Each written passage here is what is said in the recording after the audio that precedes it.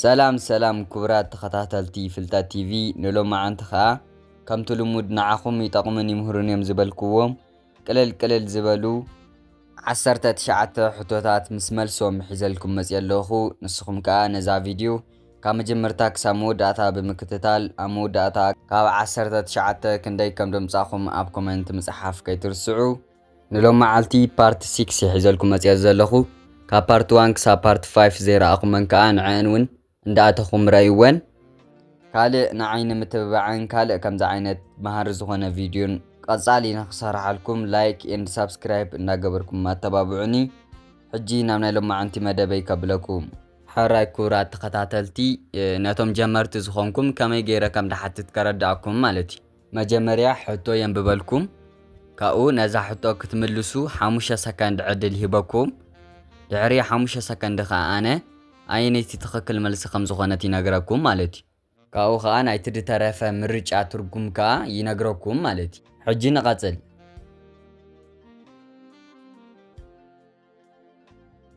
ሕራይ ክቡራት ተኸታተልቲ እዚኣ ናይ መጀመርያ ሕቶና እያ ትኸውን ዘላ ማለት እዩ። ከመይ ኣለኻ ወይ ከዓ ከመይ ኣለኺ ንምባል ካብዘን ሰለስተ ኣየነይቲ ኢና ንጥቀም? ኤ ሃው አር ዩ How are you? B. How old are you? How old are you? C. How is your family? How is your family?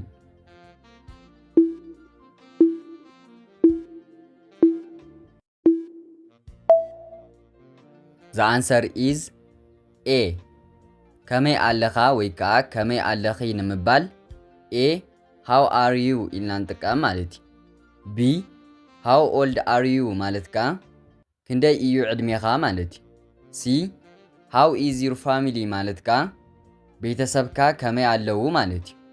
ስለዚ ከመይ ኣለኻ ወይ ከዓ ከመይ ኣለኺ ንምባል A. How are you ኢልና ንጥቀም ማለት እዩ።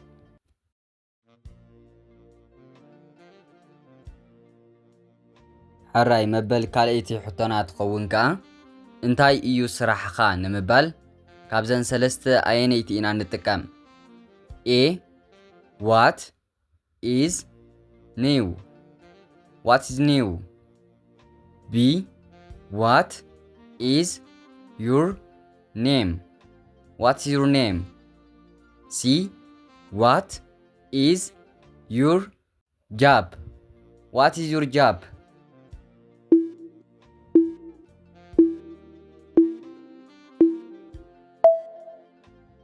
The answer is C. እንታይ እዩ ስራሕኻ ንምባል C. What is your job ኢልና ንጥቀም ማለት እዩ። A.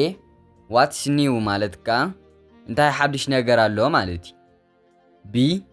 What is your name ማለት ከዓ መን ይስምካ ማለት እዩ። ስለዚ እንታይ እዩ ስራሕኻ ንምባል C. What is your job ኢልና ንጥቀም ማለት እዩ።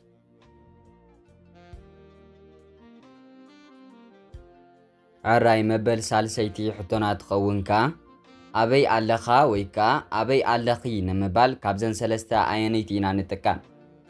A. Where are you? Where are you? B. Where do you live? Where do you live? C. Where is the toilet?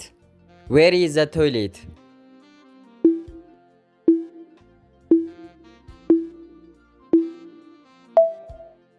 The answer is A.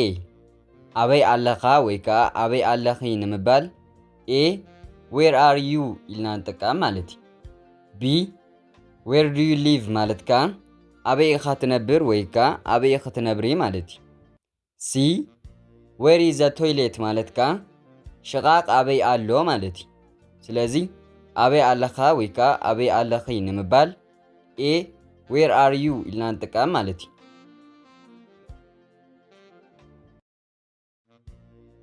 ሕራይ መበል ራብዒቲ ሕቶና ትኸውን ከዓ ሂወት ከመይ ኣላ ንምባል ኣየነይቲ ኢና ንጥቀም? ሂወት ክብለኩም ከለኹ ሂወት እዚ ስም ናይ ሰብ ዘይኮነስ ሂወት መንብሮ ማለት እዩ። ሂወት ከመይ ኣላ ንምባል ኣየነይቲ ኢና ንጥቀም? A. How is life? How is life? B. How is work? How is work? C. How is business? How is business?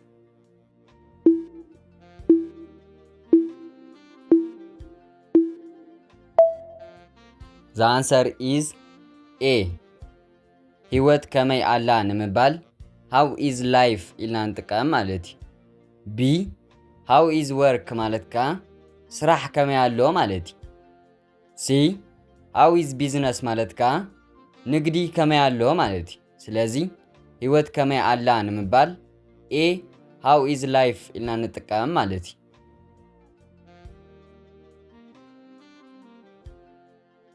መበል ሓሙሸይቲ ሕቶና ትኸውን ከዓ መን እዩ ንምባል ካብዘን ሰለስተ ኣየነይቲ ኢና ንጥቀም?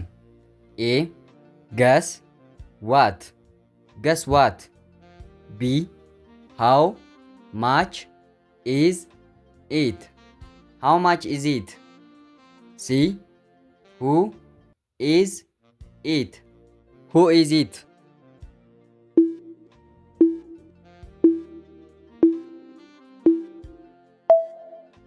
The answer is C. መን እዩ ንምባል C. who is it ኢልና ንጥቀም ማለት እዩ። A. guess what ማለት ከዓ እንታይ ምዃኑ ገምት ወይ ከዓ እንታይ ምዃኑ ገምቲ ማለት እዩ። B. how much is it ማለት ከዓ ክንደይ እዩ ማለት እዩ። ስለዚ መን እዩ ንምባል C. who is it ኢልና ንጥቀም ማለት እዩ።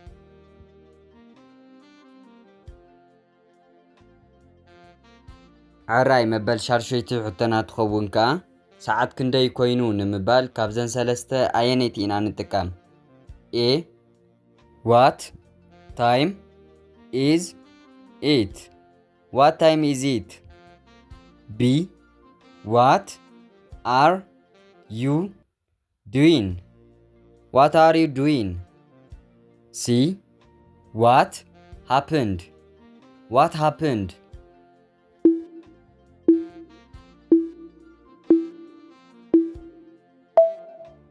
The answer is A. ሰዓት ክንደይ ኮይኑ ንምባል A. what time is it ኢልና ንጥቀም ማለት እዩ። B. what are you doing ማለት ከዓ እንታይ ትገብር ኣለኻ ወይ ከዓ እንታይ ትገብሪ ኣለኺ ማለት እዩ። C. what happened ማለት ከዓ እንታይ ተፈጢሩ ማለት እዩ። ስለዚ ሰዓት ክንደይ ኮይኑ ንምባል A. what time is it ኢልና ንጥቀም ማለት እዩ።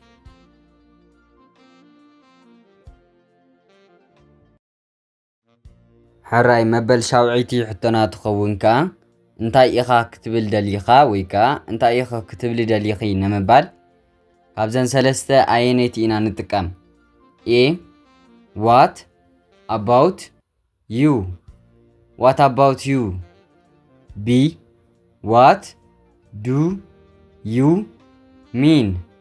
what do you mean? C. what is your plan? what is your plan?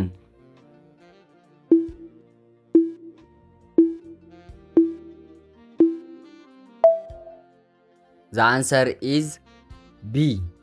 እንታይ ኢኻ ክትብል ደሊኻ ወይ ከዓ እንታይ ኢኻ ክትብል ደሊኺ ንምባል B. what do you mean ኢልና ንጥቀም ማለት እዩ። A.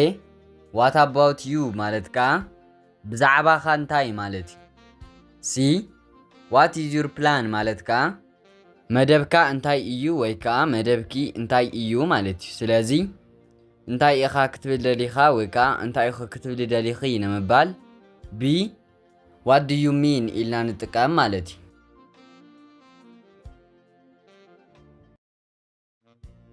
ሕራይ መበል ሻሙነይቲ ሕቶና ትኸውን ከዓ ድልው ዲኻ ወይ ከዓ ድልውቲ ዲኺ ንምባል ካብዘን ሰለስተ ኣየነይቲ ኢና ንጥቀም?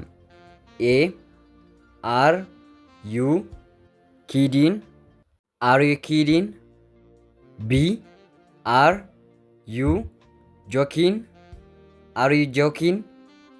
C. are you ready? are you ready?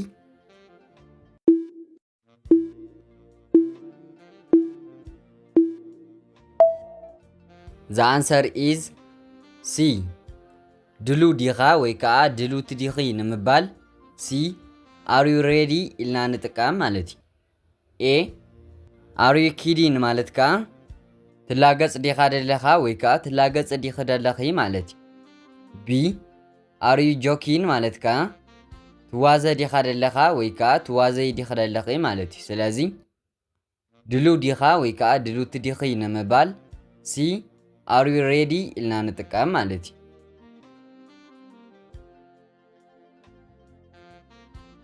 ሓራይ መበል ታሽዒቲ ሕቶና ትኸውን ከዓ ርግፀኛ ዲኻ ወይ ከዓ ርግፀኛ ዲኺ ንምባል ካብዘን ሰለስተ ኣየነይቲ ኢና ንጥቀም? A. Are you done? Are you done? B. Are you sick? Are you sick? C. Are you sure?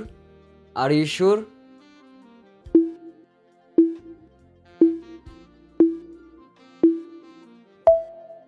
The answer is C. ርግፀኛ ዲኻ ወይ ከዓ ርግፀኛ ዲኺ ንምባል C. Are you sure ኢልና ንጥቀም ማለት እዩ። A. Are you done ማለት ከዓ ወዲእኻ ዲኻ ወይ ከዓ ወዲእኺ ዲኺ ማለት እዩ። B. Are you sick ማለት ከዓ ሓሚምካ ዲኻ ወይ ከዓ ሓሚምኪ ዲኺ ማለት እዩ። ስለዚ ርግፀኛ ዲኻ ወይ ከዓ ርግፀኛ ዲኺ ንምባል C. Are you sure ኢልና ንጥቀም ማለት እዩ። ሕራይ ክቡራት ተኸታተልቲ ቅድሚ ናብ 10ይ ሕቶ ይምባለይ ነዛ ቪድዮ ክሳብ ሕጂ ትርእይዋ ድሕር ኣሊኹም ፈቲኹም ኣለኹም ማለት እዩ። ስለዚ ንዓይ ንምትብባዕን ካልእ ከምዚ ዓይነት መሃሪ ዝኾነ ቪድዮን ንኽሰርሓልኩም ላይክ ኤንድ ሳብስክራይብ እንዳገበርኩም ኣተባብዑኒ። ሕጂ ናብ ዝቕፅል ከብለኩም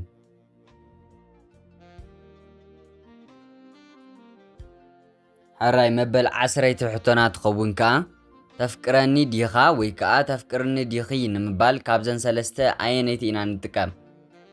A. Do you love me? Do you love me? B. Do you want food? Do you want food? C. Do you mean it? Do you mean it?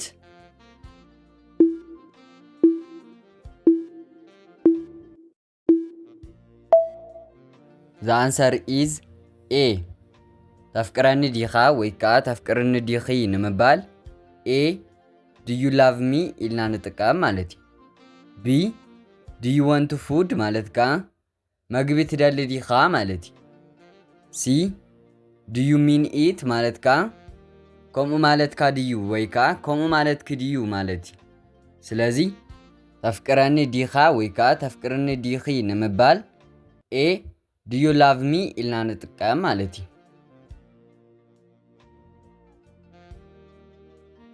ሕራይ መበል 11 ሕቶና ትኸውን ከዓ እንታይ ይመስለካ ወይ ከዓ እንታይ ይመስለኪ ንምባል ካብዘን ሰለስተ ኣየነይቲ ኢና ንጥቀም? A. What do you think? What do you think? B. What do you want? What do you want? C. What is going on? What is going on?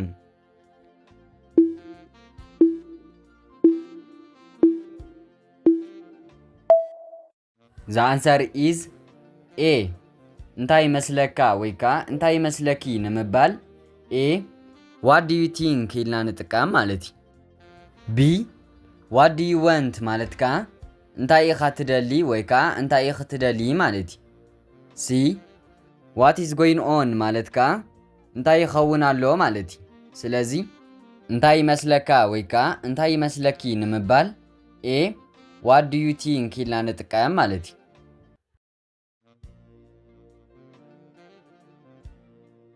ሕራይ መበል 12 ሕቶና ትኸውን ከዓ ምሕምባስ ትኽእል ዲኻ ወይ ከዓ ምሕምባስ ትኽእል ዲኺ ንምባል ካብዘን ሰለስተ ኣየነይቲ ኢና ንጥቀም? A. Can you cook?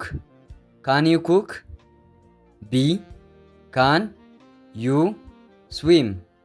Can you swim? C. Can you sing? Can you sing?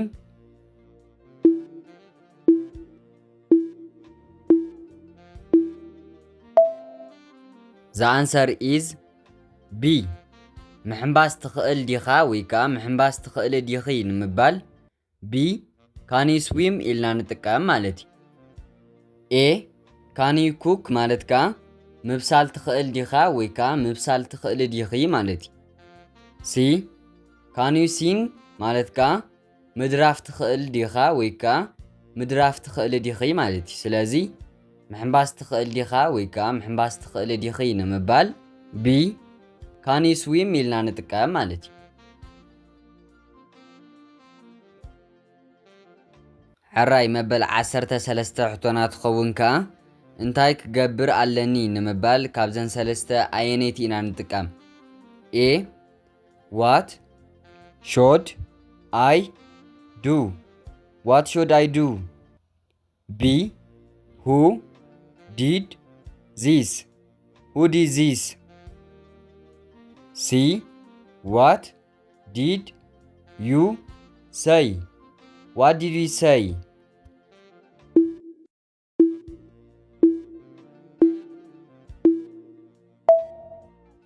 The answer is A. እንታይ ክገብር ኣለኒ ንምባል A. What should I do ኢልና ንጥቀም ማለት እዩ። B. Who did this ማለት ከዓ መኒ ከምዚ ገይሩ ማለት እዩ። C. What did you say ማለት ከዓ እንታይ በልኪ ወይ ከዓ እንታይ በልካ ማለት እዩ። ስለዚ እንታይ ክገብር ኣለኒ ንምባል A. What should I do ኢልና ንጥቀም ማለት እዩ።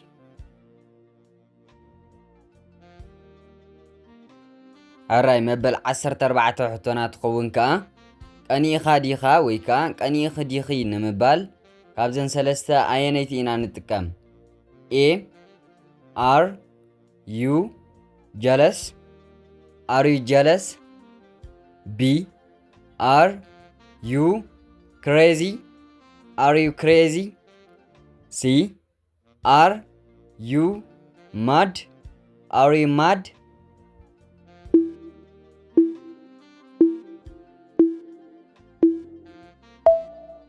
The answer is A. ቀኒኻ ዲኻ ወይካ ቀኒኽ ዲኺ ንምባል A. Are you jealous ኢልና ንጥቀም ማለት እዩ። B. Are you crazy ማለት ከዓ ጽሉል ዲኻ ወይካ ጽልልቲ ዲኺ ማለት እዩ። C. Are you mad ማለት ከዓ ከምኡ ጽሉል ዲኻ ወይካ ጽልልቲ ዲኺ ማለት እዩ። ስለዚ ቀኒኻ ዲኻ ወይካ ቀኒኽ ዲኺ ንምባል A. Are you jealous ኢልና ንጥቀም ማለት እዩ። حراي مبل 15 حتونات خون كا حزينكا ديخا ويكا حزينكي ديخي نمبال كابزن 3 اينيتي إنا نتكام. A. Are you hungry? Are you hungry? B. Are you happy? Are you happy? C. Are you sad? Are you sad?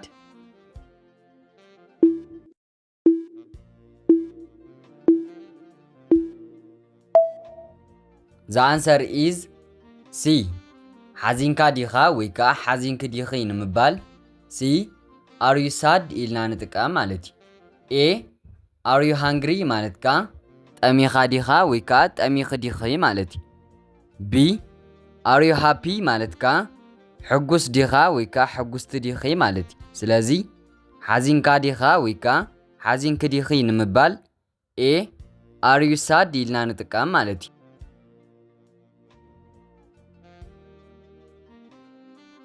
حراي مبل 16 حتونات خون كا معلتخا كماي نيرو ويكا معلتخي كماي نيرو نمبال كابزن 3 اينيتي إنا نتكام.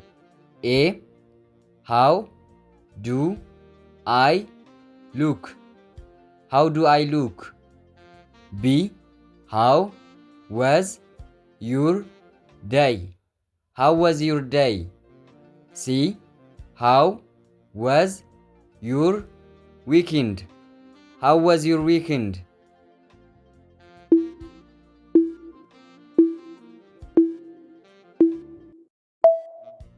The answer is B. መዓልትኻ ከመይ ነይሩ ወይ ከዓ መዓልትኺ ከመይ ነይሩ ንምባል B. How was your day ኢልና ንጥቀም ማለት እዩ። A. How do I look ማለት ከዓ ከመይ ኣለኹ ማለት እዩ። C. How was your weekend ማለት ከዓ ዕረፍትኻ ከመይ ነይሩ ወይ ከዓ ቀዳመ ሰንበት ከመይ ነይሩ ማለት እዩ። ንጓልን ንወድን ክንጥቀመሉ ንኽእል ኢና። ዊኪንድ ማለት ቀዳመ ሰንበት ወይ ከዓ ናይ ሰሙን መወዳእታ ማለት እዩ። ስለዚ መዓልትኻ ከመይ ነይሩ ወይ ከዓ መዓልትኺ ከመይ ነይሩ ንምባል B. How was your day ኢልና ንጥቀም ማለት እዩ።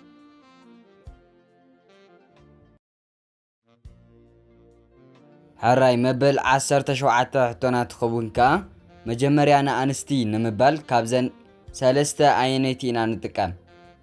A. Ladies first. Ladies first. B. You first.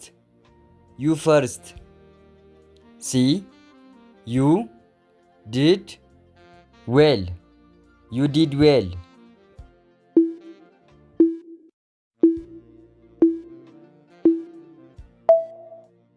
The answer is A. መጀመርያ ንኣንስቲ ወይ ከዓ መጀመርያ ንኣዋልድ ንምባል A. Ladies first ኢልና ንጥቀም ማለት እዩ። B. You first ማለት ከዓ መጀመርያ ንስኻ ማለት እዩ። C. You did well ማለት ከዓ ጽቡቕ ጌርካ ማለት እዩ። ስለዚ መጀመርያ ንኣንስቲ ንምባል A. Ladies first ኢልና ንጥቀም ማለት እዩ።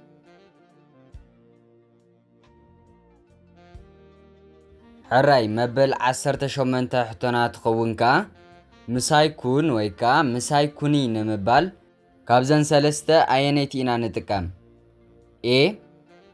Talk to me. Talk to me. B. Be with me. Be with me.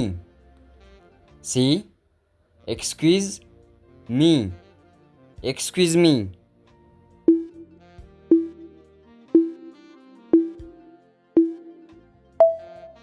The answer is B. ምሳይ ኩን ወይ ከዓ ምሳይ ኩኒ ንምባል B. Be with me ኢልና ንጥቀም ማለት እዩ። A. Talk to me ማለት ከዓ ምሳይ ተዛረቢ ወይ ከዓ ምሳይ ተዛረብ ማለት እዩ። C. Excuse me ማለት ከዓ ይቕሬታ ማለት እዩ። ስለዚ ምሳይ ኩን ወይ ከዓ ምሳይ ኩኒ ንምባል B. Be with me ኢልና ንጥቀም ማለት እዩ።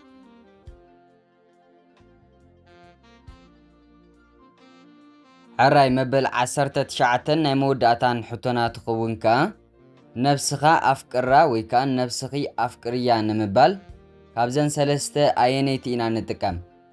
A. Keep in touch. Keep in touch. B. Look at the sky. Look at the sky. C. Love yourself.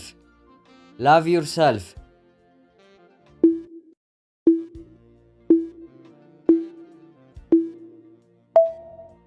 The answer is C. ነብስኻ ኣፍቅራ ወይ ከዓ ነብስኺ ኣፍቅርያ ንምባል C. Love yourself ኢልና ንጥቀም ማለት እዩ። A. Keep in touch ማለት ከዓ ኣይትጥፋእ ወይ ከዓ ኣይትጥፍኢ ማለት እዩ።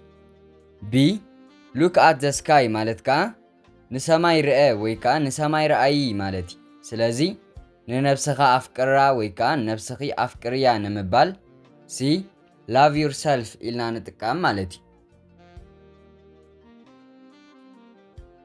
ሕራይ ክቡራት ተኸታተልቲ ካብ መጀመርታ ክሳብ መወዳእታ ሓቢርኩም ስለ ዝፀናሕኹም ብጣዕሚ እንዳመስገንኩ ካብ 19 ከም ድምፃኹም ተስፋ እንዳገበርኩ ንሎማዓንቲ ዝሓስክዎ ኣብ ዝወዲእ ኣለኹ።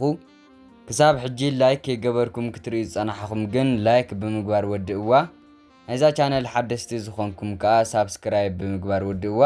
ካልእ ካብ 19 ክንደይ ከም ደምጻኹም ኣብ ኮመንት ምጽሓፍ ከይትርስዑ። ኣብ ዝቕጽል ቪድዮ ክሳብ ንራኸብ ቻው።